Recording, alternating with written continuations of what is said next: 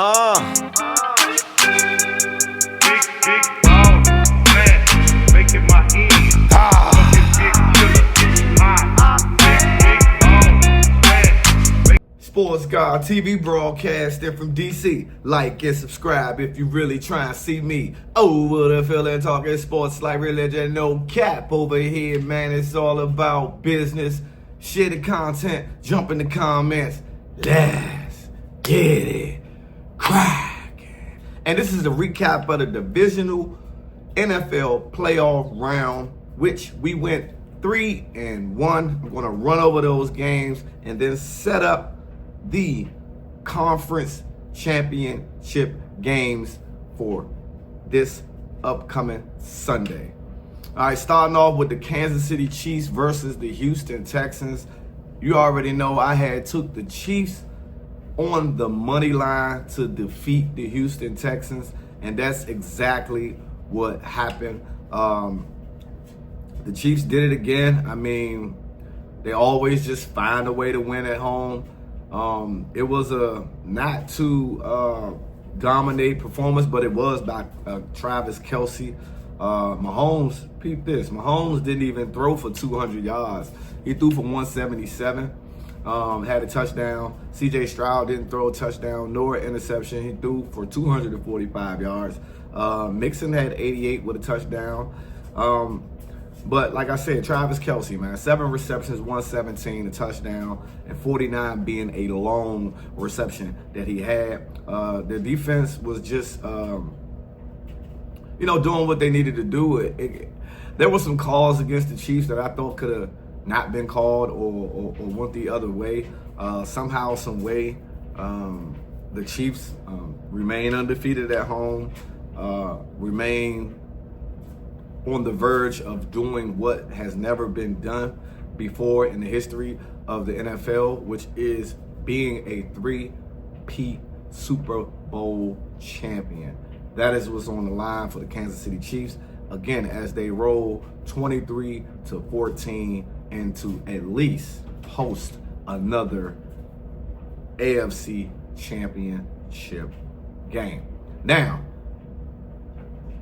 the Bills versus the Ravens. I had picked the Ravens to win this game versus Buffalo. The Ravens fall short, 27-25. The Bills, it wasn't more so what the Bills did, it was more so what the Ravens didn't do.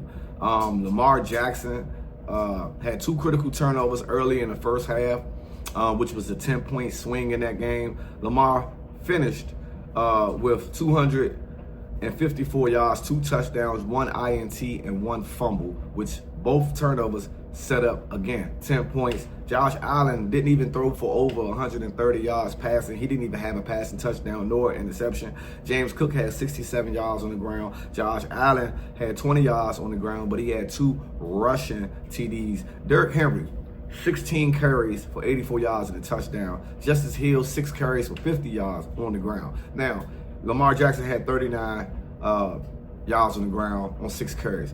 Now, like I said in my video, in order for me, my perspective was, in order for the Baltimore Ravens to win the game, was to not get fancy on offense.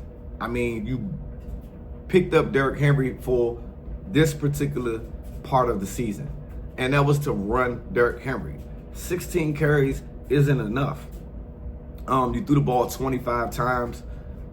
I would have more so liked anywhere from 25 to 30 carries for Derrick Henry for a lot of purposes. And I wouldn't necessarily care if he was getting 2-3 yards a carry. It's the point of staying honest to what pretty much got you guys there. I mean, Lamar has had a lights out season, passing wise and everything like that. I totally understand and get that.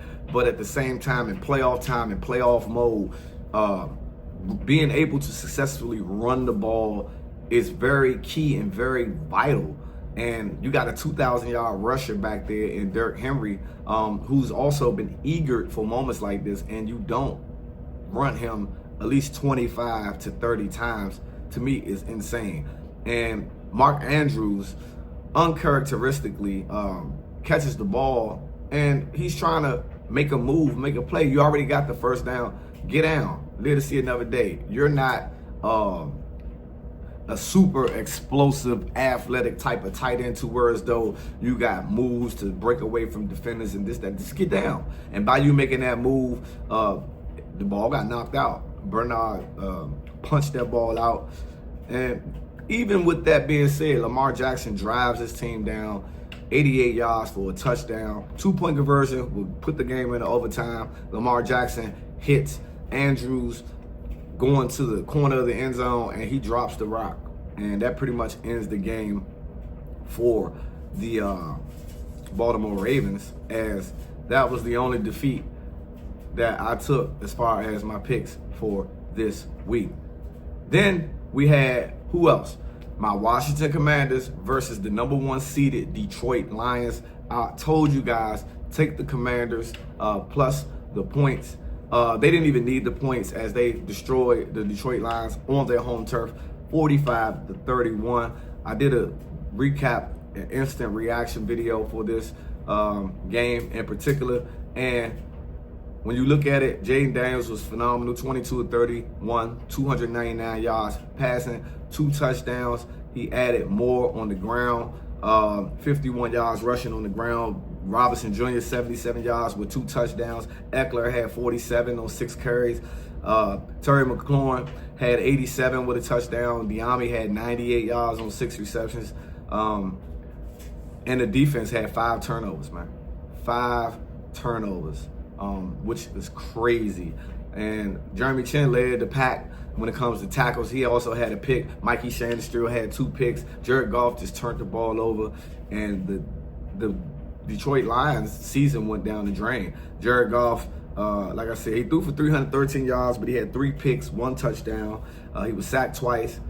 Jabari Gibbs, an animal, elite back, 105 yards on 14 touches, 2 touchdowns. Jameson even had a 61-yard reverse for a touchdown. He also threw a costly interception on the trick play. Amari St. Brown, 137 yards. 8 receptions. You know what I mean? Jawad Gibbs had 70 yards on 6 receptions. So the Lions' firepower was there. They just couldn't match the Commanders, and the Commanders got the win. And then the last game was the Philly versus the Rams. I said I'd take the Philly money line, though the Rams had an opportunity late in that game, down 6 inside or just about at the 20-yard line. And Jalen Carter steps up big for Philly, and Philly gets the win. It was a snow type of game. Jalen Hurts got folded up, hurt his knee. He was limited mobility-wise. You could see it even on that safety. He couldn't get out of there. He couldn't move. He stayed. He finished the game. He was asked about it. He said he'll have more info on it. I think he's going to be limited mobility-wise, and that might be a problem for them versus my Commanders. Now here we go. Conference championship games, you already know. Buffalo and Kansas City, a rematch. Buffalo lost to Kansas City in the AFC championship game a few years ago. Kansas City is 2-point favorites. I think this year, and I said it in a few videos back, I think this year Buffalo wins the AFC, and I'll take Buffalo to knock off the eventual 2-time Super Bowl champion Kansas City Chiefs. I think Josh Allen, James Cook, and those boys and that defense are hungry. They're starving, and this is the best opportunity that they have to get it. Kansas City will be hard to beat, obviously, at home. Obviously, with the experience of a Patrick Mahomes and Travis Kelce, and then a defense that is stingy as hell. It will be a tight game. That's why the spread is what it is, -2. It could be easily a 3-point game, but I think it's in favor of the Buffalo Bills. Give me the Bills on the money line versus the Kansas City Chiefs. And then you got the Philadelphia second seeded Philadelphia Eagles versus my 6th seeded Washington Commanders for the NFC Championship game. NFC East showdown in the NFC Championship game is freaking crazy. And they both split 1-1 during the season. This morning on First Take, Stephen A said he got to consider that he believed the Commanders could win the Super Bowl. But that's what we've been believing. I've been believing since this thing started, especially once we got on this road that we've been on. And I mentioned about Jalen Hurts suffering that knee injury. The mobility might be a major factor. We know Philly got the best defense in the league, but we put up 36 points against the best defense in the league on the game-winning drive at the end of the game. I feel like this is a game where the opportunistic defense of the Washington Commanders can force some turnovers. I think the way they've been playing, Jayden Daniels has been lights out. The offense hasn't turned the ball over at all, but we've been forcing turnovers. And I think this is a game where we can force some turnovers. We can force and pressure. I think we should load the box up versus Saquon and force Jalen Hurts to beat us, whether that's him throwing the ball down the field or whatever the case may be. I know Saquon gonna get 25 to 30 touches in this game. He's been a bell cow all year, another 2,000-yard rusher. But I think if the Commanders obviously show up tackles because they flying around, they hit valiantly, they arrive valiantly to the football. I believe if they throw an extra man in the box and at least limit Saquon from those big explosive runs that he have versus anybody for the most part, I think it's going to be a problem from Jalen Hurts to drop back and throw the ball 25 times to 30 times to beat the Commanders. I think Jayden Daniels, it will be a challenge losing Sans Cosme for the year with an ACL tear. That was crazy. Trent Scott stepped in big, played big. But, you know, that front is tough. We know Jalen Carter is tough up front. We do know they have a respectable secondary. But at the same time, I think Cliff Kingsbury and that coaching staff and Jayden Daniels figure out a sufficient game plan to be able to attack Philly's defense and get the ball out of Jayden's hands quick. And there are some opportunities to hit big plays. And De'Ami Brown been stepping up big time.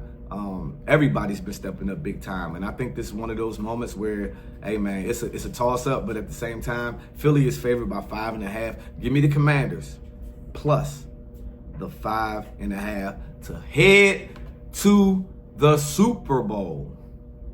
Can you believe that after being 4-13 last year, that the Washington Commanders are one game away from the Super Bowl, which this year's Super Bowl will fall on my birthday. How great would it be to have a birthday with my team in the Super Bowl? You already know who it is. It's your boy, Sports God TV, where we talk sports like religion. And I'm out. Until the next time.